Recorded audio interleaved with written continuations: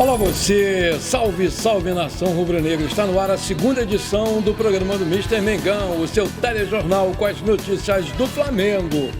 Gabigol vai ser relacionado para o jogo contra o Fortaleza. Goleiro do Flamengo que venceu o câncer volta a ser relacionado e sonha com retorno aos gramados. Vamos conhecer a projeção dos próximos 5 jogos do Flamengo no Brasileirão. 88,7 milhões de reais. Flamengo deixa Leila Pereira para trás e está assinando com o novo camisa 10. Essas e outras você confere agora. Fica comigo até o final, porque aqui tem muito mais Flamengo para você.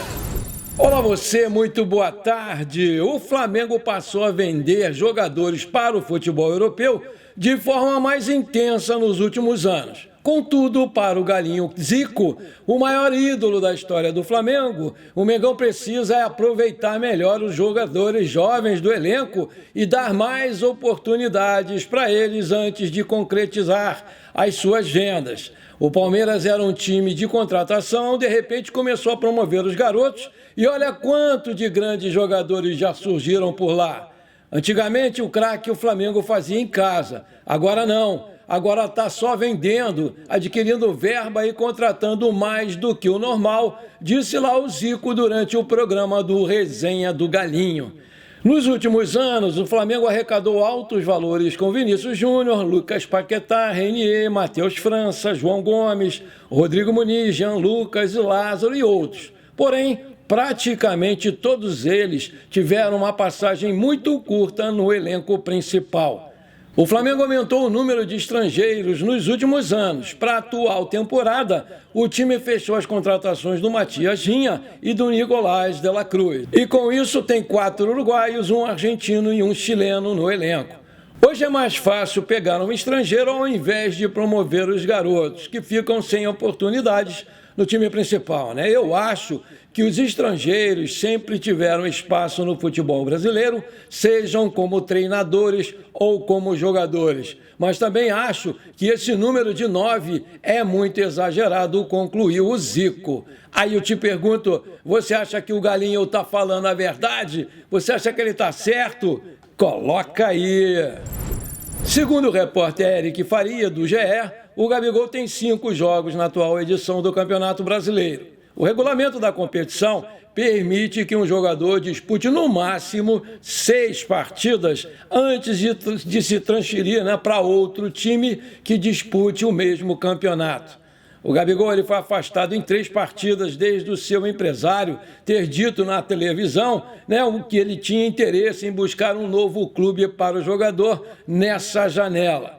O jogador ficou fora das partidas contra o Cruzeiro, contra o Atlético Mineiro e contra o Cuiabá. E o Flamengo tinha dado um prazo ao empresário até esse sábado para que negociasse o jogador, caso contrário, iria relacioná-lo para as próximas partidas. Como não foi feita nenhuma proposta por ele, é o que vai acontecer daqui para frente, porque ele é um funcionário do clube, recebe um alto salário e tem que trabalhar como todos os outros fazem.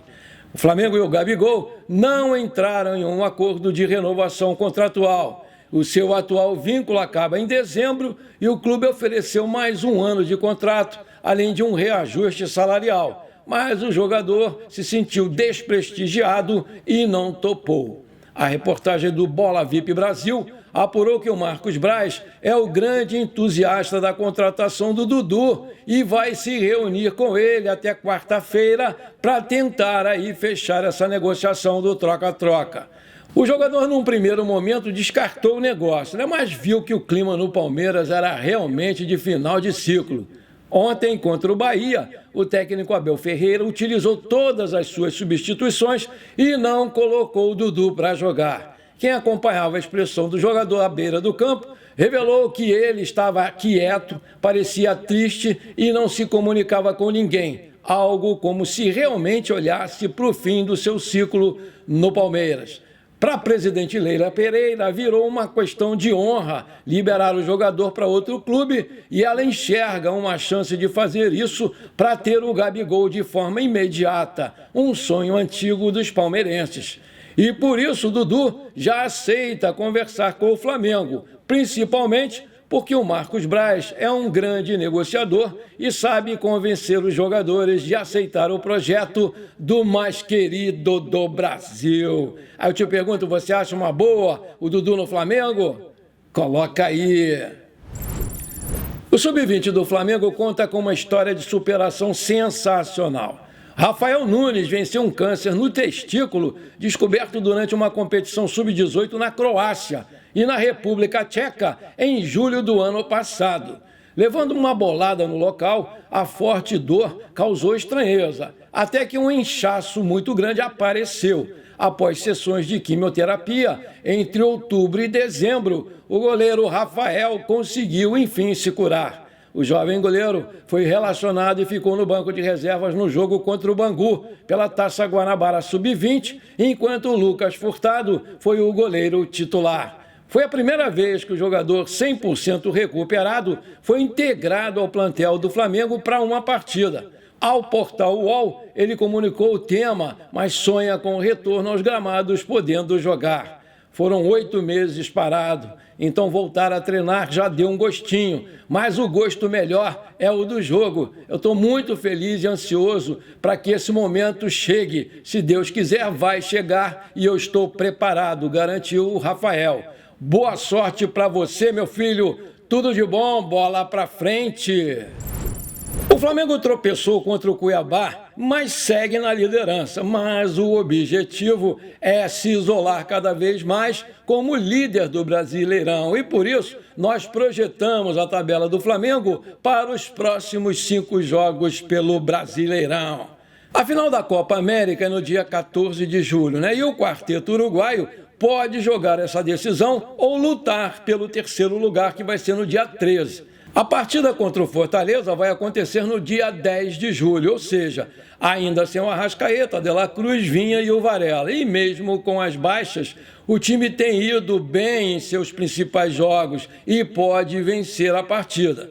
O jogo acontece em casa e a nação vai empurrar o Flamengo para mais 3 pontos. A projeção é de uma nova vitória contra um time que vive oscilações na temporada. O favoritismo do Flamengo é grande e dá para imaginar mais uma vitória e 3 pontos. Em 20 de julho, é certo que o Flamengo vai ter todos os seus craques disponíveis, exceto aí quem tiver lesionado, né? A Copa do Brasil vai ter acabado, ainda bem, e o quarteto já vai estar de volta aos trabalhos no Ninho do Urubu. Tudo isso para uma partida em casa e um rival muito inferior. Eu estou falando do Criciúma, que acabou de subir da Série B, e o Flamengo tem tudo para mostrar que é superior se estiver com todo o elenco disponível. O Criciúma até que faz uma campanha regular, pensando que o time ainda tenta se manter na primeira divisão. Mas o domínio promete mesmo ser do Flamengo. E a tendência é que o clube consiga mais 3 pontos. Vai anotando aí. O Vitória briga na parte de baixo da tabela e não deve apresentar perigo ao Flamengo. Tentando se afastar do Z4, a equipe baiana só venceu 3 vezes, empatou outros 3 jogos e perdeu 7, ou seja, perdeu a grande maioria dos jogos. O time só venceu o Lanterna Fluminense, o desmanchado e em péssima fase Atlético Mineiro e o Internacional jogando no Barradão e com pênalti no último lance do jogo.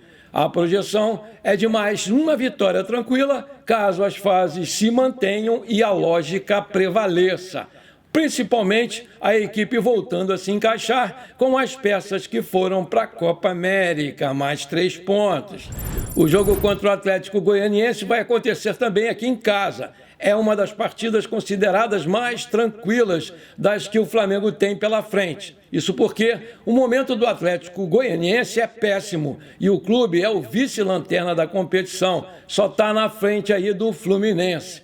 Jogando no Maracanã, o Flamengo vai ter todo o apoio da sua torcida maravilhosa. Fora de casa, o Mengão venceu o adversário por 2-1. E a tendência é que mais 3 pontos sejam conquistados em casa. O jogo contra o São Paulo é o mais complicado, com certeza, dessa sequência toda. A equipe paulista está no G4 e briga para se colocar entre os postulantes ao título. Portanto, é um jogo traiçoeiro para se ficar de olho. Até porque o jogo vai acontecer no Morumbi, lá em São Paulo, onde o Flamengo costuma ter muita dificuldade. Mesmo quando foi campeão brasileiro em 2020, o Mengão levantou a taça perdendo para a equipe adversária em São Paulo, né? Quando aquele empatou lá, Corinthians Internacional. Mas com os reforços da Copa América já tendo voltado, a tendência é que o Flamengo cresça ainda mais. E é possível manter a invencibilidade conquistando um empate difícil e trazendo um ponto.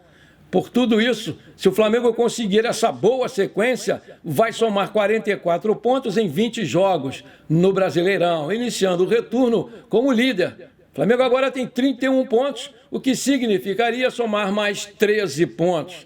Isso provavelmente indicaria que o mais querido conseguiu se isolar na ponta da tabela, que se tornou o grande objetivo do time. A equipe segue na ponta, mas busca continuar assim até o fim da temporada, porque tem o Botafogo e o Palmeiras coladinho no seu pé. Agora eu tenho um pedido para te fazer. Se você está curtindo o nosso programa, então não esquece, manda brasa agora no like para fortalecer o nosso canal. Se você ainda não é inscrito, bora lá, me dá esse prazer. Aperta o botão inscrever-se, aperta o sininho ali e pronto, simples assim. Você me ajudou demais. Valeu! Ele sempre foi um sonho do Flamengo e conversas nunca foram encerradas de fato. A diretoria do Mengão tem um grande sonho para contratar esse jogador que chegaria para brigar pela titularidade. O Marcos Braz entende que ele é o encaixe perfeito para o elenco do Flamengo e o técnico Tite é o grande entusiasta da sua contratação e está disposto a entrar na jogada para acelerar ainda mais esse negócio. Na surdina, o Flamengo avançou consideravelmente o negócio e o Zenit já topou negociar o brasileiro. Para melhorar, os russos já estão negociando com o jogador da posição e tudo indica que dessa vez vai dar samba. Eu estou falando do nosso querido Claudinho, meio-campista. A reportagem do Bola VIP Brasil apurou que os dirigentes do Flamengo querem fechar 100% o negócio ainda nessa semana. Existe um acordo firmado com o atacante e agora só depende da forma de pagamento, como a imprensa russa bem informou. O Palmeiras da Leila Pereira chegou a ter o jogador no seu radar, mas não conseguiu avançar. E agora o Flamengo entende que vai ser possível fechar com ele por cerca de 15 milhões de euros, 88,7 milhões de reais na cotação atual. Vale lembrar que o Claudinho tem 27 anos, completados em janeiro, tem 1,70 de altura, é um meia ofensivo destro que também pode jogar de ponta esquerda ou até mesmo de meia central. Tem contrato com o Zenit até 30 de junho de 2027 e o seu passe está avaliado pelo site Transfer Market em 18 milhões de euros. Aí eu te pergunto, você acha que o Claudinho cairia bem no time do Flamengo? Coloca aí! Bom, por enquanto foi isso. Eu espero que você tenha gostado do nosso programa. Muito obrigado por você ter ficado comigo até aqui. Um forte abraço. Não esquece de compartilhar com seus amigos e parentes flamenguistas para a gente crescer o nosso canal. Conto muito com você. Bora lá ser feliz. Pra cima deles, Mengão!